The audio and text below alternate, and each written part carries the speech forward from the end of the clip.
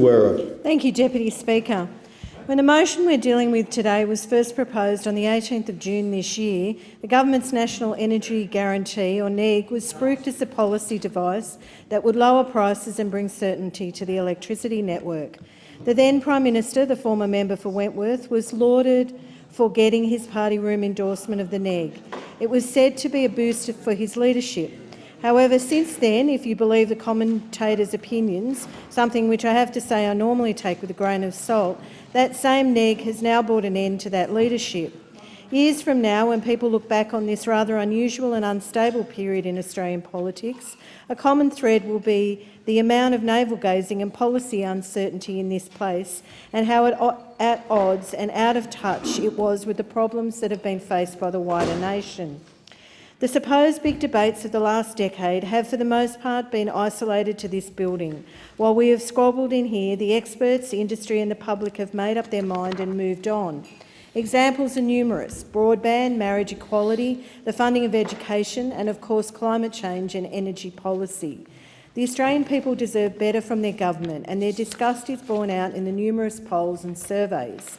We must stop the bickering, reach a consensus bipartisan policy on energy to drive down costs for households and businesses to mitigate the effects of greenhouse gases on our climate. Last year, the House Environment and Energy Committee, of which I'm a member, produced a report called Powering Our Future, Inquiry into Modernising Australia's Electricity Grid. The message was clear from the submissions received, both public and private, in Australia and overseas. A well-functioning grid needs policy certainty. Policy certainty will address pricing and supply. Policy certainly will allow investment in power generation and provision. It will allow further research. It will make the provision of alternate methods of power generation possible by funding that research and implementation. Certainty will provide the stimulus for investments in both plant and innovation to supply Australian businesses and consumers with affordable, accessible power. Conversely, continual policy uncertainty guarantees that businesses will not invest and may make choices to locate overseas.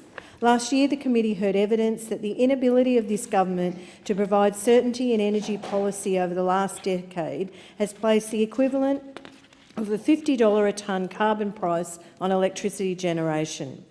Australia has long been at the forefront of embracing new technologies, from televisions, computers, mobile phones, and electricity has been no exception.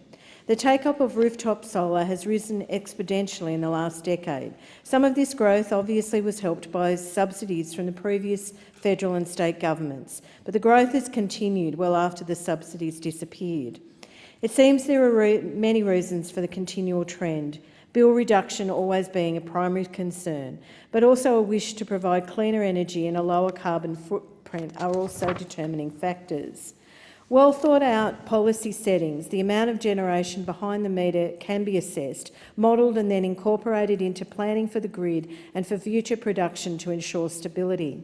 The committee last year also heard evidence that innovation of behind-the-meter generation can negate the need to build extra power generation, such as new large-scale power plants.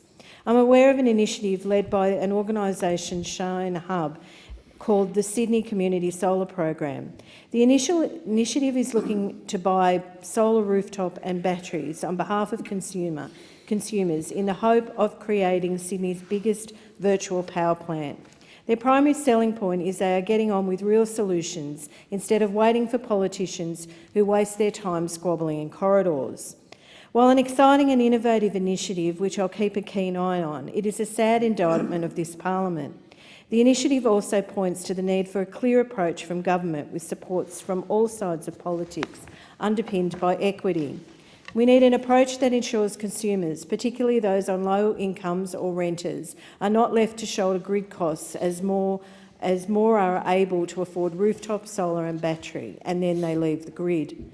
For the Australian public and industry, the most important function of the electricity grid is to provide reliable, dependable power when they need it. The government needs to provide certainty of policy so that businesses can get on with the provision of reliable generation for Australia's future needs.